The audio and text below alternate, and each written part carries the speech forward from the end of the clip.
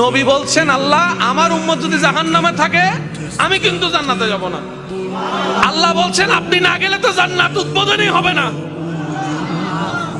এবারে মামলা কি দাঁড়ালো? আল্লাহ পাক বলে যে আমি তাহকামুল হাকিমিন নিজেকে বলেছি, বিচার না করলেও তো জিনিসটা সুন্দর হয় না।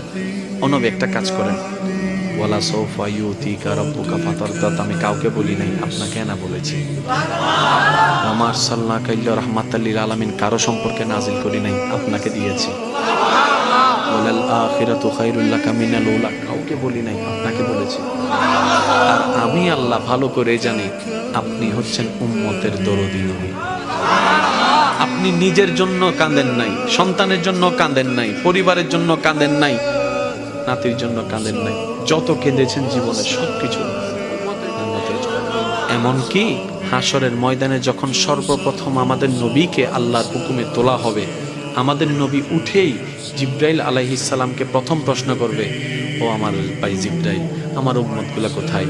আইনা উম্মতি, আইনা উম্মতি, আমার উম্মত কোথায়, আমার উম্মত কোথায়, আমার উম্মত কোথায়? আমি উঠার আগেই নাকি আমার উম্মতকে জাহান্নামে দিয়ে দিয়েছো নাকি? কোনো আমার উম্মত কোনো জাহান্নামে চলে গেছে নাকি? জিব্রাইল বলবে, ইয়া রাসূলুল্লাহ, প্রথমেই আপনাকে তোলা হয়েছে, এখন আর কাউকে তোলা হয় নাই, প্রথমেই আপনি উঠেছেন। আমার নবী বলবে, আমার উম্মতগুলো কোথায়? জিব্রাইল বলবে, ইয়া রাসূলুল্লাহ, এখনো তারা উঠে নাই, উঠবে একটু পরে। নবী দৌড়ায় চলে যাবে আল্লাহর রহমতের দরবারের দিকে। সিজদায় যে পড়বে একটাই কথা থাকবে, রব্বি হাবলি উম্মতি, রব্বি হাবলি উম্মতি।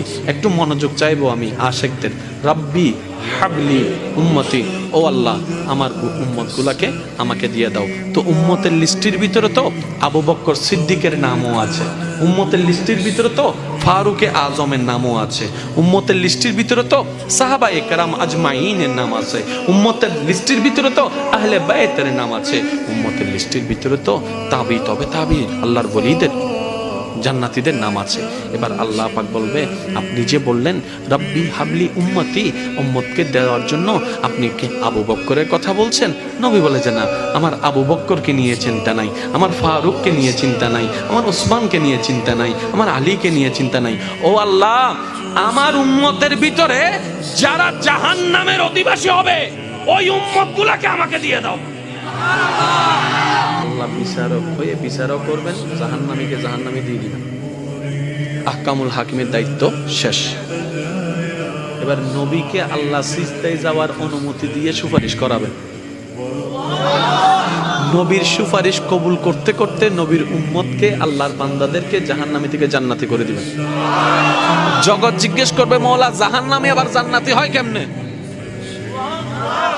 ফেল কখনো পাস হয় না, পাস কখনো ফেল হয় না, কথা বলেন না। দিন কখনো রাত হয় না, রাত কখনো দিন হয় না, জাহান্নামী কখনো জান্নাতি হয় না।